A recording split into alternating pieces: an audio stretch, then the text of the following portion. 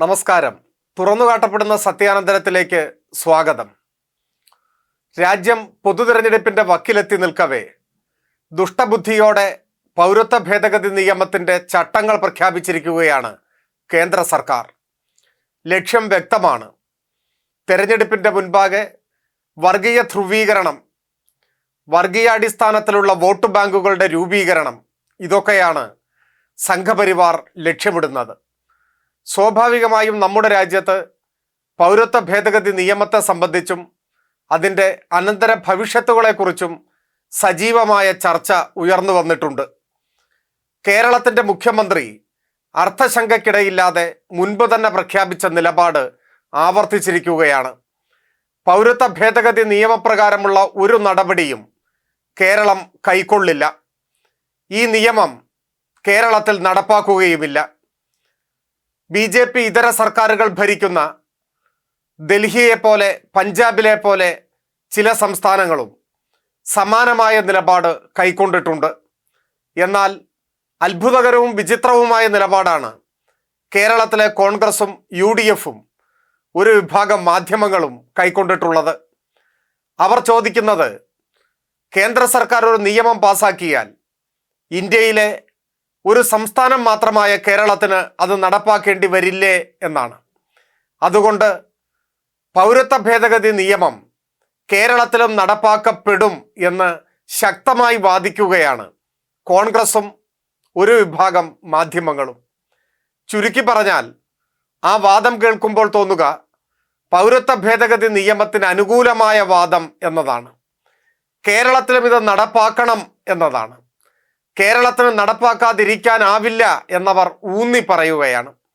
സാധാരണഗതിയിൽ ഭരണഘടനാനുസൃതമായി നോക്കിയാൽ കേന്ദ്ര സർക്കാർ പാസാക്കുന്ന ഒരു നിയമം സംസ്ഥാനങ്ങൾക്കും നടപ്പിലാക്കേണ്ടി വരും.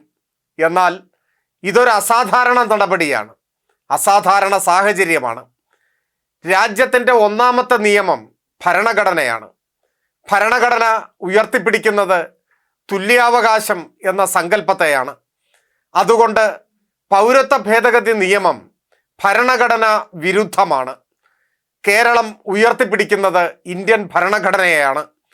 ഭരണഘടനയെ ഉയർത്തിപ്പിടിക്കുമ്പോൾ പൗരത്വ ഭേദഗതി നിയമം ഭരണഘടനാ വിരുദ്ധമായതുകൊണ്ട് അതിനെതിരെ നിലപാട് സ്വീകരിക്കേണ്ടി വരും. ഇത് സ്വാഭാവികമായും വളരെ സങ്കീർണമായ ഒരു പ്രശ്നമാണ്. ഇവിടെ നിലപാട് പറയുക എന്നതാണ് പ്രധാനം.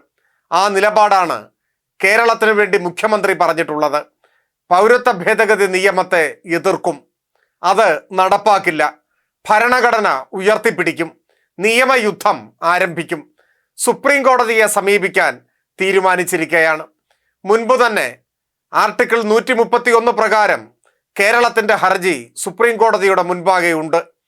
ഇപ്പോൾ ചട്ടങ്ങൾ പ്രഖ്യാപിച്ച സാഹചര്യത്തിൽ പൗരത്വ ഭേദഗതി നിയമത്തിനെതിരെ സുപ്രീം കോടതി മുൻപാകെ നിയമയുദ്ധം നടത്താൻ, ഭരണഘടനാപരമായ അവകാശങ്ങൾ സംരക്ഷിക്കുന്നതിന് രാജ്യത്തിൻ്റെ ചരിത്രത്തിലെ ഏറ്റവും ശ്രദ്ധേയമായി മാറാൻ പോകുന്ന നിയമയുദ്ധത്തിന് സംസ്ഥാന മന്ത്രിസഭാ യോഗം തീരുമാനമെടുത്തിരിക്കുകയാണ്.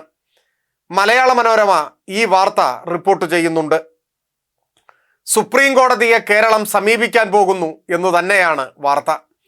വാർത്തയുടെ തലക്കെട്ടും വാർത്തയിൽ പ്രതിപാദിക്കുന്ന കാര്യവും ശരിയാണ്. സാധാരണ മനോരമയിൽ അപൂർവമായി മാത്രമേ തലക്കെട്ടും വാർത്തയുടെ ഉള്ളടക്കവും യോജിച്ചു പോകാറുള്ളൂ. പക്ഷേ ഇത് യോജിച്ചു പോകുന്നുണ്ട്. എന്നാൽ മനോരമ അവിടെയും ദുഷ്ടബുദ്ധി പ്രകടിപ്പിക്കുകയാണ്. വാർത്തയോടൊപ്പമുള്ള ചിത്രത്തിൽ കാണുന്നത് കോൺഗ്രസ് നേതാക്കന്മാരെയാണ്, സംസ്ഥാന മന്ത്രിസഭ അംഗങ്ങളെയല്ല. ഇതെന്തു മറിമായം എന്ന് കരുതി വാർത്ത വായിക്കുന്നവർ മലയാള മനോരമയുടെ ശ്രദ്ധക്കുറവ്, ഒരു പിശകാണ് ഇത് എന്ന് ധരിക്കരുത്. ഇത് ബോധപൂർവം ചെയ്യുന്നതാണ്. കേരളം എന്ന് പറയുമ്പോൾ, കേരള സർക്കാർ എന്ന് പറയുമ്പോൾ ജനങ്ങൾ തിരഞ്ഞെടുത്ത സർക്കാരിനെയല്ല മനോരമ അംഗീകരിക്കുന്നത്. ജനങ്ങൾ തിരസ്കരിച്ച കോൺഗ്രസിൻ്റെ നേതൃത്വത്തെയാണ്. സ്വന്തം പത്രത്തിലെങ്കിലും കേരളത്തെക്കുറിച്ചുള്ള വാർത്ത കൊടുക്കുമ്പോൾ സംസ്ഥാന മന്ത്രിസഭാ യോഗത്തിൻ്റെ തീരുമാനം വാർത്തയായി റിപ്പോർട്ട് ചെയ്യുമ്പോൾ അതിൽ കൊടുക്കേണ്ട ചിത്രം കോൺഗ്രസ് നേതാക്കന്മാരുടേതാണ് എന്ന് മനോരമ ധരിക്കുന്നു, തീരുമാനിക്കുന്നു. അങ്ങനെയെങ്കിലും മനോരമ ആത്മസായുജ്യമടയുന്നു. ജനങ്ങൾ തിരസ്കരിച്ചാലും മനോരമ ഞങ്ങളെ ചേർത്ത് പിടിക്കുന്നല്ലോ എന്ന് കോൺഗ്രസിന് സമാധാനിക്കാം. വർത്തമാനകാല മലയാള മനോരമയുടെ മാധ്യമ പ്രവർത്തനം ഇത്രമാത്രം ചെളിപുരണ്ടതായിരിക്കുന്നുവെന്ന് ഇതിനേക്കാൾ ഭംഗിയായി അവർക്ക് തെളിയിക്കാനാവില്ല. കേരളത്തിൻ്റെ ഗതാഗത രംഗത്ത് വിപ്ലവകരമായ മാറ്റങ്ങൾക്ക് വഴിവെക്കുന്നതാണ് ദേശീയപാത വികസനം. തിരുവനന്തപുരം മുതൽ കാസർഗോഡ് വരെ ദേശീയപാത വികസനം ദ്രുതഗതിയിൽ പുരോഗമിക്കുകയാണ്. കേരളത്തിൽ ദേശീയപാത വികസനം സംഭവബഹുലമായ ചരിത്രത്തിലൂടെയാണ് യാഥാർത്ഥ്യമായിട്ടുള്ളത്. അതെല്ലാവർക്കും അറിയുന്നതുമാണ്. ഇപ്പോഴിതാ തലശ്ശേരി ബൈപ്പാസിൻ്റെ ഉദ്ഘാടനം നടന്നിരിക്കുന്നു. അവിടെ അവകാശവാദങ്ങളുമായി പലരും വരുന്നുണ്ട്. മാധ്യമം അത് സംബന്ധിച്ച് വിശദമായ ഒരു വാർത്ത റിപ്പോർട്ട് ചെയ്യുന്നു. ഒരു ചരിത്രത്തിൻ്റെ ഓർമ്മപ്പെടുത്തൽ തലക്കെട്ടായി നൽകിയിട്ടുള്ളത് പിതൃത്വം ഏറ്റെടുക്കുന്നതിന് മുൻപ് ചരിത്രമറിയണമെന്ന് നാട്ടുകാർ എന്നാണ്. എന്തോ ചരിത്ര സംബന്ധിയായ വസ്തുതകൾ വെളിപ്പെടുത്താനാണ് മാധ്യമം ശ്രമിക്കുന്നതെന്നാണ് തലക്കെട്ട് കാണുമ്പോൾ തോന്നുക. പക്ഷെ വാർത്ത വായിച്ചാൽ ഏതൊരു വായനക്കാരനും സംശയിക്കുക രണ്ട് മുന്നണികൾക്കും NDAയ്ക്കും ഇതിൽ തുല്യമായ അവകാശവാദങ്ങൾ ഉന്നയിക്കാൻ കഴിയുന്നു എന്ന പോലെയാണ്. യഥാർത്ഥ ചരിത്രത്തെ മാധ്യമം ഇവിടെ മറച്ചു വെക്കുകയാണ്. ആരാണ് ദേശീയപാത വികസനത്തിനെതിരെ സമരം ചെയ്തത്? സമരക്കാരുടെ താല്പര്യം എന്തായിരുന്നു? ആ സമരത്തിൻ്റെ മുൻപാകെ ഫയൽ അടച്ചത് ഏത് ഗവൺമെൻറ്റാണ്? ഇത് അപ്രായോഗികമാണ് എന്ന് വിധിയെഴുതി കേരളത്തിലെ ദേശീയപാത വികസനത്തിന് എന്നേക്കുമായി തിരശീലയിട്ട ഗവൺമെൻറ് ആര്? അതിൻ്റെ തലവൻ ആര്? ഒടുവിൽ ദേശീയപാത വികസനം യാഥാർത്ഥ്യമായത് എങ്ങനെ? 25% തുക ചിലവഴിക്കാമെന്ന് ചരിത്രത്തിലാദ്യമായി നിലപാട് സ്വീകരിച്ചുകൊണ്ട് ദേശീയപാത വികസനത്തെ യാഥാർത്ഥ്യമാക്കിയ കേരള സർക്കാരിന് നേതൃത്വം കൊടുത്തത് ആര്? ഇന്ത്യയിൽ പൂർവ്വമാതൃകകളില്ലാത്ത വിധം ദേശീയപാത വികസനത്തെ ഒരു സംസ്ഥാന സർക്കാർ പിന്തുണയ്ക്കുന്നതിലേക്ക് നയിച്ച തീരുമാനം കൈക്കൊണ്ട രാഷ്ട്രീയ വേദി ഏതായിരുന്നു? ഇതൊന്നും മാധ്യമത്തിൻ്റെ വാർത്തയിലില്ല. മാധ്യമത്തിനറിയാം, ചരിത്രം ശരിയായി ഓർമ്മപ്പെടുത്തിയാൽ ദേശീയപാത വികസനത്തിനെതിരെ ദുഷ്ടബുദ്ധിയോടെ സമരം ചെയ്ത, ജനങ്ങളെ തെറ്റിദ്ധരിപ്പിച്ച, വികസനത്തിന് തുരങ്കം വെച്ച നാടിൻ്റെ ശത്രുക്കൾ ആരായിരുന്നുവെന്ന്, ആ നാടിൻ്റെ ശത്രുപക്ഷത്ത് അണിനിരന്നവരിൽ ആരൊക്കെ ഉണ്ടായിരുന്നുവെന്ന് മാധ്യമത്തിന് പറയേണ്ടി വരും. ആ തെറ്റായ സമരത്തിൻ്റെ മുന്നിൽ മുട്ടുമടക്കി ഫയൽ അടച്ച് ദേശീയപാത വികസനം കേരളത്തിൽ വേണ്ട എന്ന് തീരുമാനിച്ച UDF സർക്കാരിനെ കുറിച്ച്, അതിൻ്റെ തലവനായ ഉമ്മൻചാണ്ടിയുടെ പിടിപ്പുകേടിനെ കുറിച്ച് പറയേണ്ടി വരും. അസാധ്യമെന്ന് എല്ലാവരും എഴുതിയ, തീർപ്പാക്കിയ ദേശീയപാത വികസനം പിന്നെ എങ്ങനെ കേരളത്തിൽ യാഥാർത്ഥ്യമായി എന്ന് പറയേണ്ടി വരും. ഇച്ഛാശക്തിയോടുകൂടി നിലപാട് സ്വീകരിച്ച പിണറായി സർക്കാരിൻ്റെ ആർജവത്തെക്കുറിച്ച് ഒരു വാക്കെങ്കിലും പറയേണ്ടി വരും. രാജ്യത്ത് തന്നെ ആദ്യമായി പുതിയ നിലപാടുകളുമായി, പുതിയ വ്യവസ്ഥകളോടെ ദേശീയപാത വികസനം യാഥാർത്ഥ്യമായതിൻ്റെ പിന്നിലെ ഇടതുപക്ഷ സർക്കാരിൻ്റെ ഇച്ഛാശക്തിയെക്കുറിച്ച് പറയേണ്ടി വരും. ഇതൊന്നും അത്ര സുഖമുള്ള കാര്യമല്ലാത്തതിനാൽ ഇങ്ങനെ ഒരു പുകമറ സൃഷ്ടിക്കുകയേ തൽക്കാലം മാധ്യമത്തിന് നിർവാഹമുള്ളൂ. പൗരത്വ ഭേദഗതി നിയമം നടപ്പാക്കില്ല എന്ന് കേരളം ആവർത്തിക്കുമ്പോൾ, പൗരത്വ ഭേദഗതി നിയമത്തിൻ്റെ ഭാഗമായി ഭാവിയിൽ നിർമ്മിക്കപ്പെടും എന്ന് കരുതപ്പെടുന്ന കോൺസെൻട്രേഷൻ ക്യാമ്പുകൾക്ക് സമാനമായ ജയിൽ, അതിതാ ഇന്ത്യയിൽ ആദ്യമായി കേരളത്തിൽ സ്ഥാപിച്ചിരിക്കുന്നു എന്ന ജന്മാവകാശമായി ലഭിച്ച വിഡ്ഢിത്തം അല്പവും സങ്കോചമില്ലാതെ വിളമ്പുകയാണ് BJPയുടെ സംസ്ഥാന പ്രസിഡന്റ്. കൊല്ലത്ത് പിണറായി വിജയൻ, അതായത് CAA ഇന്ത്യൻ പാർലമെന്റിൽ ചർച്ചയ്ക്ക് വന്നതിന് ശേഷം കേരളത്തിൽ ബംഗ്ലാദേശി നുഴഞ്ഞുകയറ്റക്കാരെയും മറ്റ് ഇൻഫിൽട്രേറ്റേഴ്സിനെയും പിടിച്ച് അകത്തിടാനുള്ള കോൺസെൻട്രേഷൻ ക്യാമ്പ് കൊല്ലത്ത് തുടങ്ങിയിട്ടുണ്ട്. ഞാൻ പറഞ്ഞതിൽ എന്തെങ്കിലും ഒരു കള്ളമുണ്ടെങ്കിൽ നിങ്ങൾ പോയി അന്വേഷിക്കണം. മിസ്റ്റർ പിണറായി വിജയൻ കൊല്ലത്തൊരു പ്രത്യേക ജയിൽ സ്ഥാപിച്ചിരിക്കുകയാണ്. അദ്ദേഹം പറയുന്നത് ഇന്ത്യയിൽ ആദ്യമായി ഈ കോൺസെൻട്രേഷൻ ജയിൽ കേരളത്തിൽ കൊല്ലത്ത് സ്ഥാപിച്ചിരിക്കുന്നു എന്നാണ്. ഇക്കാര്യത്തിൽ ഇതിനു മുൻപ് തന്നെ വ്യക്തത വന്നിട്ടുള്ളതാണ്. നിയമസഭയിൽ ചർച്ച ചെയ്തിട്ടുള്ളതാണ്. മുഖ്യമന്ത്രി വിശദീകരിച്ചിട്ടുള്ളതാണ്. എന്നിട്ടും BJP നേതാവ് ഇങ്ങനെ പറയുന്നു. പക്ഷെ പറയുന്നത് BJP നേതാവാണ്. അദ്ദേഹത്തിന് ലൈസൻസ് ഉണ്ട്. വിഡ്ഢിത്തം പറയാൻ, പച്ച കള്ളം പറയാൻ മാധ്യമപ്രവർത്തകരുടെ ലൈസൻസ് നേടിയിട്ടുള്ള ആളാണ് അദ്ദേഹം. എന്നാൽ നിയുക്ത BJP നേതാവെന്ന് എല്ലാവരും ഇപ്പോൾ സ്ഥിരീകരിച്ചിട്ടുള്ള നിലവിലെ കൊല്ലം ലോക്സഭാ മണ്ഡലത്തിലെ UDF സ്ഥാനാർത്ഥി ഇതേ വാചകങ്ങൾ ആവർത്തിക്കുന്നു. ഒരേ സ്വരം, ഒരേ ഭാവം. ആദ്യമായി ഇന്ത്യയിൽ കോൺസെൻട്രേഷൻ ക്യാമ്പുകൾക്ക് തുടക്കം കുറിച്ചത് പിണറായി വിജയന്റെ നേതൃത്വത്തിലുള്ള ഗവൺമെന്റാണ്. ഇങ്ങനെ വരുന്ന രാജ്യത്തേക്ക് കടന്നു വരുന്ന ഇല്ലീഗൽ മൈഗ്രൻസിനെ പാർപ്പിക്കാൻ, അല്ലെങ്കിൽ അങ്ങനെയുള്ളവർ ഇന്ത്യയിൽ കണ്ടെത്തിയാൽ അവരെ പാർപ്പിക്കാനുള്ള കോൺസെൻട്രേഷൻ ക്യാമ്പുകൾ അല്ലെങ്കിൽ അതുമായി ബന്ധപ്പെട്ട ഷെൽട്ടേഴ്സ് ആദ്യമായി നിർമ്മാണ പ്രവർത്തനം തുടങ്ങിയത് ഈ കേരളത്തിലാണ്. BJP സംസ്ഥാന പ്രസിഡന്റിനും നിയുക്ത BJP നേതാവിനും, നിയുക്ത BJP നേതാവെന്ന് പരക്കെ സ്ഥിരീകരിക്കപ്പെട്ടിട്ടുള്ള കൊല്ലം സ്ഥാനാർത്ഥിക്കും ഒരേ സ്വരം. അദ്ദേഹവും പറയുന്നു കോൺസെൻട്രേഷൻ ക്യാമ്പ് ഇതാ ആരംഭിച്ചിരിക്കുന്നു എന്നാണ്. ഇത് കോൺസെൻട്രേഷൻ ക്യാമ്പ് അല്ലല്ലോ, ട്രാൻസിറ്റ് ഹോം അല്ലേ എന്ന്. ഇത് ആരംഭിച്ചത് CAA നിയമത്തിന്റെ പശ്ചാത്തലത്തിലല്ലല്ലോ. ഒരു കേസിൽ നിയമ നടപടികളെ നേരിടുന്ന നൈജീരിയൻ പൗരൻ ഇങ്ങനെയൊരു സൗകര്യം വേണം എന്നാവശ്യപ്പെട്ടുകൊണ്ട് ബഹുമാനപ്പെട്ട കേരള ഹൈക്കോടതിയെ സമീപിച്ചപ്പോൾ കേരള ഹൈക്കോടതി പുറപ്പെടുവിച്ച ഉത്തരവിന്റെ അടിസ്ഥാനത്തിൽ സംസ്ഥാന സർക്കാർ ആ സൗകര്യമൊരുക്കുകയാണ് ചെയ്തതെന്നും ഇത് ട്രാൻസിറ്റ് ഹോമാണെന്നും കോൺസെൻട്രേഷൻ ക്യാമ്പ് അല്ലെന്നും രണ്ടും രണ്ടാണെന്നും ഇവിടെ കേസുകളിൽ കുടുങ്ങുന്ന വിദേശ പൗരന്മാർക്ക് ശിക്ഷാ കാലാവധി കഴിഞ്ഞാൽ സ്വന്തം രാജ്യത്തേക്ക് മടങ്ങുന്നതിനുള്ള നടപടിക്രമങ്ങൾ പൂർത്തീകരിക്കുന്നത് വരെ തങ്ങാനുള്ള ഒരു ഗസ്റ്റ് ഹൗസ് പോലെയാണ് എന്നും ഇദ്ദേഹത്തിന് അറിയാഞ്ഞിട്ടാവില്ല. ഇനി അദ്ദേഹത്തിൻ്റെ നിലവിലെ ഗതികേട് കൊണ്ട് പറയുന്നതാണെന്ന് സമാധാനിക്കാം. പക്ഷേ ഇങ്ങനെയൊക്കെ തട്ടിവിടുമ്പോൾ മലയാളിയുടെ മുന്നിൽ പച്ച കള്ളം പറഞ്ഞ് സ്വയം അപമാനിതനാവുമ്പോൾ അത് കേട്ടുകൊണ്ടിരിക്കുന്ന മാധ്യമപ്രവർത്തകൻ എന്ന് അവകാശപ്പെടുന്ന ആൾ തീർച്ചയായും ഒരു ചോദ്യം ചോദിക്കേണ്ടതുണ്ട്. നിങ്ങൾ ഈ പറയുന്നത് ട്രാൻസിറ്റ് ഹോം അല്ലേ? അത് കോൺസെൻട്രേഷൻ ജയിലല്ലല്ലോ.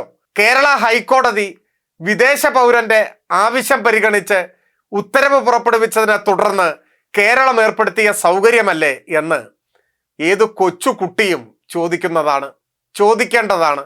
പക്ഷേ ഇങ്ങനെയുള്ള ചോദ്യം ചോദിക്കില്ല, ഉത്തരം മുട്ടിക്കില്ല എന്ന് അത്രമേൽ ഉറപ്പുള്ളത് കൊണ്ടാണ് BJP നേതാവും നിയുക്ത BJP നേതാക്കന്മാരും ഇത്തരം നെടുനീളൻ വങ്കത്തരങ്ങൾ നിർഭയമായി വിളമ്പുന്നത് എന്ന് നാം തിരിച്ചറിയേണ്ടതുണ്ട്. നാക്കിന് വിലങ്ങു വീണ മാധ്യമപ്രവർത്തകരാണ് ഇന്ത്യൻ മാധ്യമപ്രവർത്തനത്തെ ഇന്ന് പാതാളത്തിൽ എത്തിച്ചു നിൽക്കുന്നത്. അതിൻ്റെ സമകാല സാഹചര്യങ്ങൾ എല്ലാവർക്കും അറിയുന്നതുമാണ്.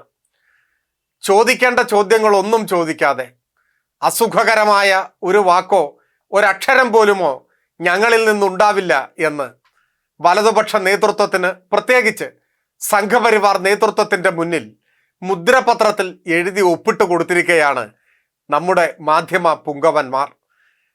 എങ്കിലും അവിടെ മാധ്യമപ്രവർത്തനം മരിച്ചു പോയിട്ടില്ല എന്ന് തെളിയിക്കാൻ ചിലരുണ്ട്. കേന്ദ്രമന്ത്രിയുടെ ഫേസ് ടു ഫേസ് പരിപാടിയിൽ അദ്ദേഹം പറയുന്ന അറുവഷളൻ വങ്കത്തരങ്ങളെ ചോദ്യം ചെയ്യുന്നത് കൈരളിയും ദേശാഭിമാനിയും ഒക്കെയാണ്. അസഹിഷ്ണുതയോടെ ആ ഭാവം പുറത്തു കാണിക്കാതെ കേന്ദ്രമന്ത്രി കൈരളിയല്ലേ ദേശാഭിമാനിയല്ലേ എന്നൊക്കെ ചോദിക്കുന്നുണ്ട്. അത് മോശമല്ലേ? ഒരു യൂണിയൻ ഗവൺമെന്റിന്റെ കീഴില്, സെൻട്രൽ ഗവൺമെന്റിന്റെ കീഴില് സ്റ്റേറ്റ് നിൽക്കുമ്പോൾ സ്റ്റേറ്റിന്റേതായിട്ടുള്ള ഭരണഘടനാപരമായ അവകാശങ്ങളില്ലേ? അതെ, അവകാശങ്ങളൊന്നും സുപ്രീം കോടതി അംഗീകരിച്ചിട്ടില്ലല്ലോ. ഈ അവകാശങ്ങൾ എന്ന് പറഞ്ഞ് ഉന്നയിക്കുന്ന വാദങ്ങൾ, ഈ വാദങ്ങളൊന്നും അംഗീകരിച്ചില്ല. പകരം സുപ്രീം കോടതി പറഞ്ഞത് കേരളത്തിലെ ജനങ്ങൾ ബുദ്ധിമുട്ടുന്നു, കേന്ദ്ര സർക്കാർ എന്തെങ്കിലും സഹായിക്കണം. കേരളം ഭിക്ഷയാചിക്കുകയാണ് എന്നുള്ള സ്റ്റേറ്റ്മെന്റിൽ താൻ വിമർശിക്കുന്നു. ഞാൻ ഭിക്ഷയാചിക്കുന്നതല്ലല്ലോ ഞാൻ പറഞ്ഞത് അതിന് ഒന്ന് റിവൈൻഡ്.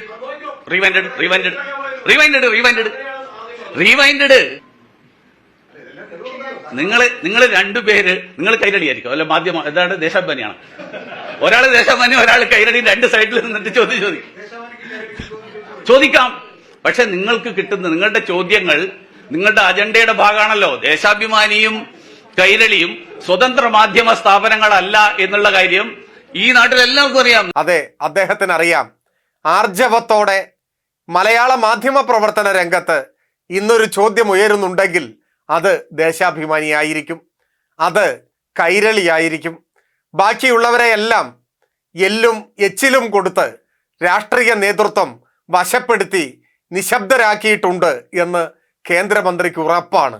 അതുകൊണ്ട് ചോദ്യം മുഴങ്ങുന്നുവെങ്കിൽ അത് ദേശാഭിമാനി, അത് കൈരളി, അത് അദ്ദേഹത്തിന് ഉറപ്പാണ്. പക്ഷെ എന്താണ് അവിടെ ചൂണ്ടിക്കാണിച്ചത്? സത്യത്തിൽ കേന്ദ്രമന്ത്രിയെ തൊലിയുരിക്കുകയാണ്. കേന്ദ്രമന്ത്രി കേരളം ഭിക്ഷയാചിക്കുന്നു എന്ന് പറയുന്നു.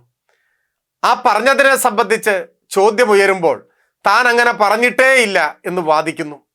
എന്തൊരു ആത്മവിശ്വാസത്തോടെയാണ് എങ്കിൽ ആ ഭാഗം വീണ്ടും കാണിക്കൂ എന്ന് അദ്ദേഹം ആവശ്യപ്പെടുന്നത്.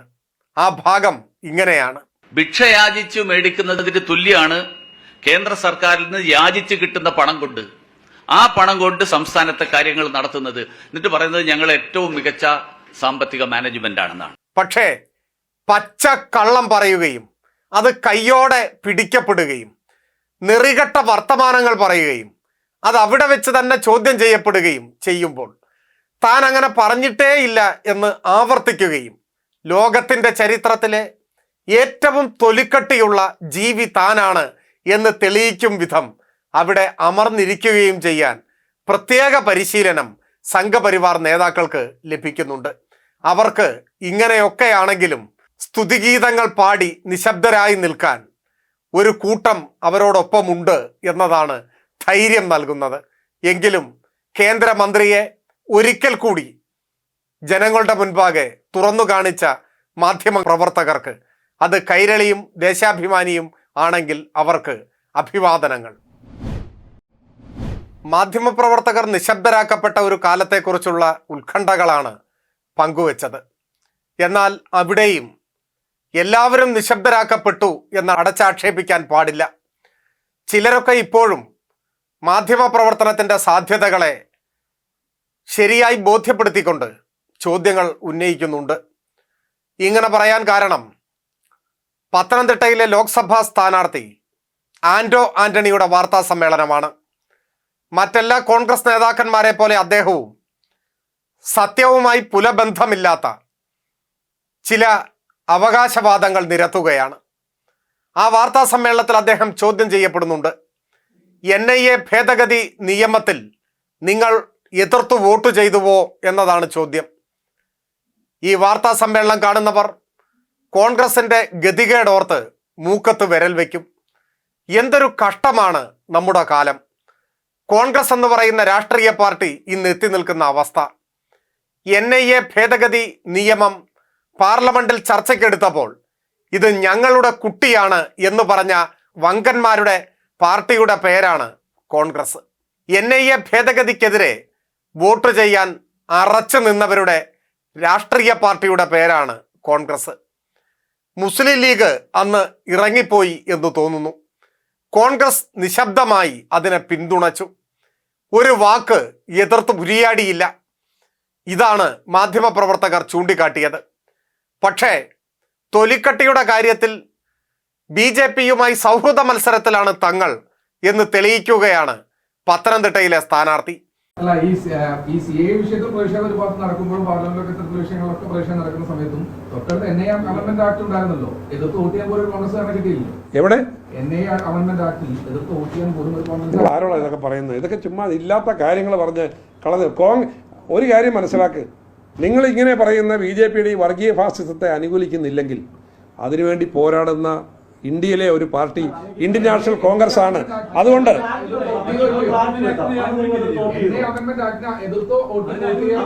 അത് ഞങ്ങളെ സംബന്ധിച്ച് ഇക്കാര്യത്തിൽ ഞങ്ങൾ അവിടെ എടുത്തിട്ടുള്ളത് കൺസിസ്റ്റന്റ് ആയ നിലപാടാണ്. അതെ, ഞങ്ങളൊക്കെ അവിടെ അല്ല പിന്നെ രാജ്യസഭയിൽ അവിടെ പിന്നെ ഭൂരിപക്ഷം വരാതിരിക്കാൻ വേണ്ടി അവർ ചെയ്തത് എന്താ? അവിടെ അമെൻമെന്റ് എടുത്തിട്ടില്ല. അവിടെ പിന്നെ നിയമപരമായി ഒരു പാർലമെന്റിൽ നിയമം പാസ്സാക്കേണ്ട ഒരു കാര്യങ്ങളും അവിടെ ചെയ്തില്ല. അവിടെ ശബ്ദ വോട്ടിൽ ഭൂരിപക്ഷം ഉണ്ടെന്ന് പറഞ്ഞ് പാസ്സാക്കി കൊണ്ടുപോയത്. അത് ഞാൻ പറഞ്ഞ അതല്ലല്ലോ നിയമം. ഞങ്ങളല്ലേ എതിർത്ത് വോട്ട് ചെയ്തു.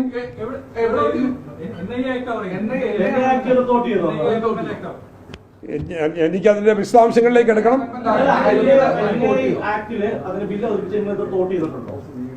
NI ആക്ടിനെ കുറിച്ചുള്ള ഞാനത് പിന്നെ അതിന്റെ വോട്ടിങ്ങിനെ കുറിച്ചുള്ള ഞാൻ പഠിച്ചിട്ട് പറയാം, അതേക്കുറിച്ച് പറയാം. അല്ല, അത് ഒരു 100 കണക്കിന് നിയമങ്ങൾ പാസ്സാവുന്നു, ഓരോ നിയമത്തിലും എടുത്തിരിക്കുന്ന അതേക്കുറിച്ച് പഠിച്ചു പറയും. അല്ല,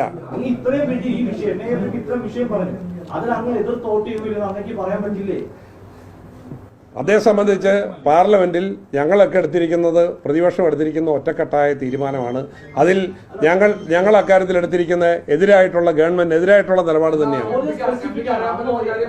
എങ്ങനെ അദ്ദേഹം പച്ച കള്ളം പറയുന്നുണ്ട്, കിടന്ന് ഉരുളുന്നുണ്ട്, അവസാനം വിയർത്ത് പഠിക്കണം എന്ന് പറയുന്നു.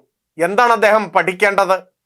സങ്കീർണമായ ഏതെങ്കിലും ഒരു വിഷയത്തിലെ നയപരമായ നിലപാടിനെക്കുറിച്ചല്ല ചോദിക്കുന്നത്. ഉത്തരം കിട്ടാത്ത ഒരു സമസ്യയല്ല മാധ്യമപ്രവർത്തകർ ചോദിച്ചത്.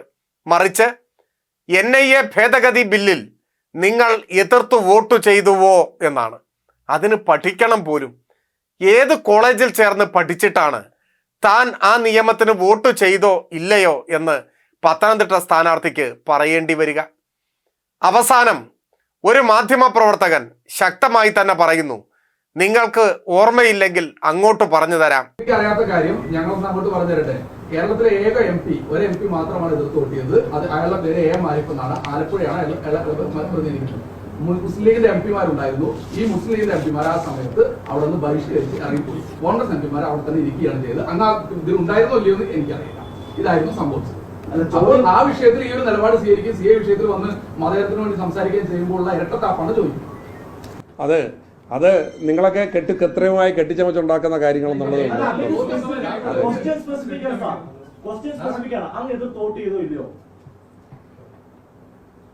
NIA ബില്ലിനെ സംബന്ധിച്ചുള്ള ഞാനത് പഠിച്ചിട്ട് പറയാം. അതേക്കുറിച്ച് പഠിച്ചിട്ട് പറയാം. ശരി, നിങ്ങൾ എതിർത്ത് വോട്ട് ചെയ്തിട്ടില്ല, നിങ്ങൾ നിശബ്ദമായി ഇരുന്നു. NIA ഭേദഗതി നിയമത്തിൽ വോട്ടെടുപ്പ് വേളയിൽ സംഭവിച്ചതെന്ത് എന്ന് ഒരു മാധ്യമപ്രവർത്തകൻ ശക്തമായി ഉന്നയിക്കുന്നു. ഈ മാധ്യമപ്രവർത്തകൻ 24 വാർത്താ ചാനലിലെ ശ്രീജിത്ത് ശ്രീകുമാരനാണ് എന്നാണ് മനസ്സിലാക്കുന്നത്. മിക്കവാറും മാധ്യമപ്രവർത്തകരൊക്കെയും നിശബ്ദരായി വലതുപക്ഷ വർഗീയ രാഷ്ട്രീയത്തിന് വിടുവേല ചെയ്യുന്ന ഒരു കാലത്ത് ഇങ്ങനെ ഒരു ചോദ്യം ചോദിക്കാൻ ആർജവം കാണിച്ചത് തീർച്ചയായും അഭിനന്ദിക്കേണ്ട ഒരു കാര്യമാണ്. തുറന്നുകാട്ടപ്പെടുന്ന സത്യാനന്തരം മാധ്യമപ്രവർത്തന രംഗത്തെ അനീതികളെ വിമർശിക്കുക മാത്രമല്ല, അഭിനന്ദിക്കേണ്ടതിനെ അഭിനന്ദിക്കാനും ഒരു മടിയും കാണിക്കാത്ത ഒരു വേദിയാണ്. പക്ഷെ അഭിനന്ദിക്കാനുള്ള അവസരം മാധ്യമപ്രവർത്തകർ അധികം തരില്ല എന്നു മാത്രം. പക്ഷേ 24 വാർത്താ ചാനലിലെ ഈ മാധ്യമപ്രവർത്തകൻ പത്തനംതിട്ടയിലെ UDF സ്ഥാനാർത്ഥിയുടെ മുൻപാകെ ആ ചരിത്രം ഭംഗിയായി ഓർമ്മപ്പെടുത്തി. കോൺഗ്രസ് സ്വീകരിച്ച കുറ്റകരമായ നിലപാടിനെക്കുറിച്ച്, എതിർത്ത് വോട്ട് ചെയ്യാൻ കേരളത്തിൽ നിന്നും ആലപ്പുഴയെ പ്രതിനിധീകരിച്ച ആരിഫ് മാത്രമേ ഉണ്ടായിരുന്നുള്ളൂ എന്ന ആ യാഥാർത്ഥ്യം ഓർമ്മപ്പെടുത്താൻ അങ്ങനെ ഒരാൾ ഉണ്ടായി എന്നത് ആശ്വാസകരമാണ് എന്ന് പറയാതിരിക്കാനാവില്ല. കേരളത്തിനെതിരായ കേന്ദ്ര സർക്കാരിൻ്റെ സാമ്പത്തിക ഉപരോധം മുൻപോട്ട് പോകുമ്പോഴും കേരളത്തിനെതിരായി കേന്ദ്രത്തെ സ്തുതിക്കുന്ന തിരക്കിലാണ് കേരളത്തിലെ പല പ്രധാനപ്പെട്ട മാധ്യമങ്ങളും. അക്കൂട്ടത്തിൽ വ്യാജവാർത്തകൾ സൃഷ്ടിച്ചുകൊണ്ട് കേന്ദ്രാനുകൂല അന്തരീക്ഷം ഉണ്ടാക്കാനും ഇക്കൂട്ടർ കിണഞ്ഞ് പരിശ്രമിക്കുന്നുണ്ട്. മാധ്യമപ്രവർത്തനത്തെ ഈ നിലയിലാണ് കേരളത്തിലെ ചില മാധ്യമങ്ങൾ മുൻപോട്ട് കൊണ്ടുപോകുന്നത്. ഇത്രയും പറഞ്ഞത് റേഷൻ കടകളിൽ പ്രധാനമന്ത്രിയുടെ ചിത്രം പതിക്കണമെന്ന രാജ്യം മുഴുവൻ പരിഹസിച്ച അല്പത്തരത്തെ ഒന്ന് വെളുപ്പിച്ചെടുക്കുന്നതിൻ്റെ ഭാഗമായി മാതൃഭൂമി റിപ്പോർട്ട് ചെയ്ത വാർത്തയാണ്. വാർത്ത പറയുന്നത് ഇങ്ങനെ: റേഷൻ കടകളിൽ പ്രധാനമന്ത്രിയുടെ ചിത്രം പതിക്കണമെന്ന നിർദ്ദേശത്തിന് ബദലായി മുഖ്യമന്ത്രിയുടെ ചിത്രം പതിക്കണമെന്ന് കേരളം പറഞ്ഞു അത്രേ. ഇത് കേരളം പറഞ്ഞതല്ല, മാതൃഭൂമി സ്വപ്നം കണ്ടതാണ്. കേന്ദ്ര സർക്കാരിൻ്റെ അല്പത്തരത്തിനെതിരായി ജനങ്ങളുടെ ഇടയിൽ പുച്ഛവും പ്രതിഷേധവും ഉയരുമ്പോൾ കേന്ദ്രം ഒറ്റയ്ക്കല്ല കേരളവുമുണ്ട് എന്ന് വരുത്തി തീർത്ത് ജനങ്ങളുടെ പ്രതിഷേധത്തിൻ്റെയും പരിഹാസത്തിൻ്റെയും ഒരു പങ്ക് കേരള സർക്കാരിനും ഇരിക്കട്ടെ എന്ന് മാതൃഭൂമി ഉദാരമായി തീരുമാനിക്കുന്നു. എന്നാൽ ഇത് വ്യാജ വാർത്തയാണെന്നും അങ്ങനെ ഒന്ന് ഇല്ലെന്നും കേന്ദ്രത്തിലേതുപോലെ അല്പത്തരത്തെ കൊടിയടയാളമായി സ്വീകരിച്ച സർക്കാരല്ല കേരളത്തിലേതെന്നും സർക്കാരിന് ഔദ്യോഗികമായി തന്നെ വിശദീകരണ കുറിപ്പ് ഇറക്കേണ്ടി വന്നു. തിരഞ്ഞെടുപ്പിന്റെ മുൻപാകെ പച്ചക്കള്ളം പറയാൻ പ്രത്യേക പരിശീലനം നേടി എത്തിയിരിക്കുകയാണ് വർഗീയവാദികളുടെയും വലതുപക്ഷത്തിൻ്റെയും സ്ഥാനാർത്ഥികളായി പ്രത്യക്ഷപ്പെട്ടിട്ടുള്ളവർ. അങ്ങനെ പച്ചക്കള്ളം പറഞ്ഞാലും പഞ്ചപുച്ഛമടക്കി അത് കേട്ടുകൊള്ളാമെന്നും ആ കള്ളം ജനങ്ങളുടെ മുൻപാകെ സത്യമെന്ന നിലയിൽ അവതരിപ്പിച്ചു കൊള്ളാമെന്നുമുള്ള കരാറാണ് പല മാധ്യമങ്ങളും സ്വീകരിച്ചിട്ടുള്ളത്. ആ കരാറിന് വിരുദ്ധമായാണ് നേരത്തെ സൂചിപ്പിച്ച പത്തനംതിട്ടയിലെ UDF സ്ഥാനാർത്ഥിക്കെതിരായി 24 ചാനലിലെ ലേഖകനും അതുപോലെ കേന്ദ്രമന്ത്രിക്കെതിരായി ശരിയായ ചോദ്യങ്ങൾ ഉന്നയിച്ചുകൊണ്ട് കൈരളിയുടെയും ദേശാഭിമാനിയുടെയും മാധ്യമപ്രവർത്തകരും സ്വീകരിച്ചത്, അവർ കാഴ്ചവെച്ച മാധ്യമ പ്രവർത്തനം. ഏതാണ്ട് സമാനമായ ഒന്നാണ് കാസർകോട്ടെ BJPയുടെ സ്ഥാനാർത്ഥി വിളമ്പിയ പച്ചക്കള്ളത്തെ അതേ വേദിയിൽ വെച്ച് തന്നെ കൈരളിയും ദേശാഭിമാനിയും പൊളിച്ചടുക്കുന്നത്. കാലഘട്ടത്തില് നമ്മുടെ കേന്ദ്ര സർക്കാരാണ് കൊണ്ടുവന്നിട്ടുള്ളത്. ഇവിടെ പിണറായി സർക്കാർ ഉണ്ടല്ലോ, ജസ്റ്റ് പിണറായി ഓക്കെ, അവര് കേന്ദ്ര സർക്കാരിൽ വന്നിട്ടുള്ള എല്ലാം കിട്ടുണ്ടല്ലോ, അത് സെൻട്രൽ ഗവൺമെന്റ് വന്നതാണ്. അങ്ങനെയെങ്കിൽ കേന്ദ്ര സർക്കാർ ഭക്ഷ്യവിതരണത്തിനായി ഏത് വകുപ്പിൽ നിന്ന് എത്ര ഫണ്ട് നൽകിയെന്ന ചോദ്യത്തിന് മറുപടി നൽകിയില്ല. കേന്ദ്ര സർക്കാരിന്റെ ഏത് ഫണ്ടാണ് കേരളത്തിൽ കിറ്റ് വിതരണം ചെയ്താൽ കേന്ദ്ര സർക്കാർ അനുവദിച്ചു? അതാണ് അന്വേഷിച്ചത്. അതിന് മറുപടി ഉണ്ടോ? ഏത് ഫണ്ടാണ്? കോവിഡ് കാലത്ത് സംസ്ഥാന സർക്കാർ രാജ്യത്തിന് തന്നെ മാതൃകയായി എല്ലാ റേഷൻ കാർഡ് ഉടമകൾക്കും 2020 ഏപ്രിൽ മുതൽ 1 വർഷത്തിലേറെ കാലമാണ് ഭക്ഷ്യക്കിറ്റ് വിതരണം ചെയ്തത്. 17 ഭക്ഷ്യോൽപ്പന്നങ്ങളടങ്ങുന്ന കിറ്റ് നൽകാനായി സംസ്ഥാന സർക്കാർ 5200 കോടി രൂപയാണ് ചെലവഴിച്ചത്.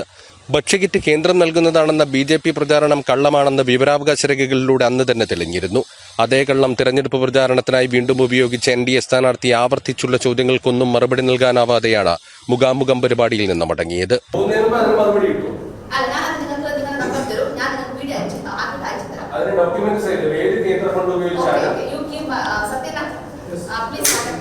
പറയുന്ന കള്ളം മറ്റൊന്നുമല്ല. കോവിഡ് കാലത്ത് കേരള സർക്കാർ നൽകിയ കിറ്റ്, ആ കിറ്റ് കേന്ദ്രത്തിൻ്റെ ഫണ്ട് കൊണ്ടാണ് എന്ന് വിളമ്പുന്നു 4 കൊല്ലത്തിന് ശേഷം ഈ BJPയുടെ സ്ഥാനാർത്ഥി. ഈ കള്ളം മുൻപ് പറഞ്ഞത് KPCCയുടെ പ്രസിഡന്റാണ്. ആ കള്ളം അന്നേ പൊളിഞ്ഞു പോയതുമാണ്. മുഖ്യമന്ത്രിയുടെ ദുരിതാശ്വാസ നിധിയിൽ നിന്നുമുള്ള പണം ഉപയോഗിച്ചുകൊണ്ടാണ് കിറ്റ് വിതരണം ചെയ്ത് കോവിഡ് കാലത്തെ ക്ഷാമകാലമായി മാറാതിരിക്കാൻ കേരളത്തിലെ സർക്കാർ ജാഗ്രത കാണിച്ചത്. നയാ പൈസ കേന്ദ്രം തന്നിട്ടില്ല. യാതൊരു ലജ്ജയുമില്ലാതെ, ഒരു സങ്കോചവുമില്ലാതെ കാസർകോട്ടെ സ്ഥാനാർത്ഥി വിളമ്പുകയാണ് കേന്ദ്രത്തിൻ്റെ ഫണ്ട് കൊണ്ടാണ് പോലും കിറ്റ്. കേരളത്തിലെ പ്രമുഖ മാധ്യമ പ്രവർത്തകരെല്ലാം എല്ലിൻ കഷ്ണം വായിൽ നിന്ന് വീണുപോകുമോ എന്ന ഭയം കൊണ്ട് നേരിയൊരു ശബ്ദം പോലും പുറപ്പെടുവിക്കാതെ നിശബ്ദരായി ആസ്വദിച്ചിരുന്നു. അവിടെ മാധ്യമപ്രവർത്തനം എന്നാൽ എന്താണെന്ന് കൈരളിയും ദേശാഭിമാനിയും കാണിച്ചു കൊടുത്തു. കൈരളിയും ദേശാഭിമാനിയും ഒറ്റപ്പെട്ടതെങ്കിലും മറ്റു ചില മാധ്യമപ്രവർത്തകരും ഇല്ലായിരുന്നുവെങ്കിൽ ഈ കേരളം തിരഞ്ഞെടുപ്പ് കാലത്ത് എത്ര നട്ടാൽ കുരുക്കാത്ത നുണകൾ കൊണ്ട് നിറഞ്ഞു തുളുമ്പുമായിരുന്നു. എത്ര നുണകൾ സത്യമെന്ന നിലയിൽ കേരളത്തിലെ ജനങ്ങൾക്ക് കാണുകയും കേൾക്കുകയും ചെയ്യേണ്ടി വരുമായിരുന്നു. കേരളം കൈരളിയോട്, ദേശാഭിമാനിയോട് മാനേജ്മെന്റ് എന്ത് നിലപാട് സ്വീകരിച്ചാലും ആർജവമുള്ള മാധ്യമ പ്രവർത്തനത്തെ കൈവിട്ട് കളയാത്ത മറ്റു ചില മാധ്യമ പ്രവർത്തകരോടും കടപ്പെട്ടിരിക്കുന്നു. മുൻ മുഖ്യമന്ത്രി കെ കരുണാകരന്റെ മകൾ BJP-യിൽ ചേർന്നു. ഉടനെ യൂത്ത് കോൺഗ്രസിന്റെ പ്രസിഡന്റ് കേട്ടാൽ അറയ്ക്കുന്ന ഭാഷയിൽ തന്തയ്ക്ക് വിളിക്കുന്നു, പിതൃത്വം ചോദ്യം ചെയ്യുന്നു. സത്യത്തിൽ ആദ്യമായല്ല കേരളത്തിൽ കോൺഗ്രസ് നേതാവായ ഒരു മുൻ മുഖ്യമന്ത്രിയുടെ മകൾ അഥവാ മുൻ മുഖ്യമന്ത്രിയുടെ സന്തതി BJP-യിൽ ചേരുന്നത്. ആർ ശങ്കറിന്റെ മകൻ മുൻപ് BJP-യിൽ ചേർന്നു. AK ആന്റണിയുടെ മകൻ BJP-യിൽ ചേർന്നു. ഇപ്പോൾ കെ കരുണാകരന്റെ മകൾ BJP-യിൽ ചേരുന്നു. ഇനി കോൺഗ്രസ് വിട്ട് BJP-യിൽ ചേരുന്നവരെ തന്തയ്ക്ക് വിളിക്കാനാണ്, പിതൃത്വം ചോദ്യം ചെയ്യാനാണ് യൂത്ത് കോൺഗ്രസിന്റെ തീരുമാനമെങ്കിൽ തീർച്ചയായും യൂത്ത് കോൺഗ്രസിന് അതിനുവേണ്ടി മാത്രമായി ഒരു കമ്മിറ്റി രൂപീകരിക്കേണ്ടി വരും. കേരളത്തിൽ ഓരോ ദിവസവും, ഇന്ത്യയിൽ ഓരോ മണിക്കൂറും ഊഴമിട്ട് BJP-യിലേക്ക് നേതാക്കന്മാർ ഒഴുകിപ്പോവുകയാണ്. ഇവരെയെല്ലാം തന്തയ്ക്ക് വിളിക്കുകയും പിതൃത്വം ചോദ്യം ചെയ്യുകയും ചെയ്താൽ പിന്നെ മറ്റൊരു വാക്കും പറയാൻ ഇക്കൂട്ടർക്ക് സമയമുണ്ടാവില്ല. ഈ ശൈലിക്കെതിരായി മലയാളത്തിൻ്റെ ശ്രേഷ്ഠനായ കഥാകാരൻ T. പത്മനാഭൻ ആഞ്ഞടിച്ചു. മ്ലേച്ഛമായ ഭാഷയാണിത് എന്ന് പറഞ്ഞു. കരുണാകരന്റെ മകളെ കുറിച്ച് പറഞ്ഞത് അത്യന്തം വളരെ മിതമായ ഭാഷയിൽ പറഞ്ഞാൽ മ്ലേച്ഛമായി പോയി എന്ന് പറയാതിരിക്കാൻ നിവൃത്തിയില്ല. പക്ഷേ യൂത്ത് കോൺഗ്രസ് ഭയപ്പെടേണ്ടതില്ല. എന്ത് നെറികേട് വിളിച്ചു പറഞ്ഞാലും ശരി, എത്ര സ്ത്രീവിരുദ്ധവും അശ്ലീലവുമായ പരാമർശങ്ങൾ നടത്തിയാലും ശരി, മാധ്യമങ്ങൾ കണ്ണിലെ കൃഷ്ണമണി പോലെ കാത്തു സൂക്ഷിക്കും. ഇല്ലാത്ത വാർത്തകൾക്ക് നിറം ചാലിക്കുന്ന മാധ്യമ പ്രവർത്തകർ പക്ഷേ ഇത്തരത്തിലുള്ള ഭാഷാ പ്രയോഗങ്ങൾക്ക് പിന്തുണ പ്രഖ്യാപിച്ച് നിശബ്ദരായി കുണുങ്ങി ഒപ്പമുണ്ടാവും. അതുകൊണ്ട് സധൈര്യം തുടർന്നുകൊള്ളുക ഈ പാതയിലുള്ള പുതിയ പോരാട്ടങ്ങൾ. തുറന്നുകാട്ടപ്പെടുന്ന സത്യാനന്തരത്തിൻ്റെ ഈ ലക്കം ഇവിടെ പൂർണ്ണമാവുന്നു. വീണ്ടും അടുത്ത ഞായറാഴ്ച 7 മണിക്ക് കാണാം. നന്ദി.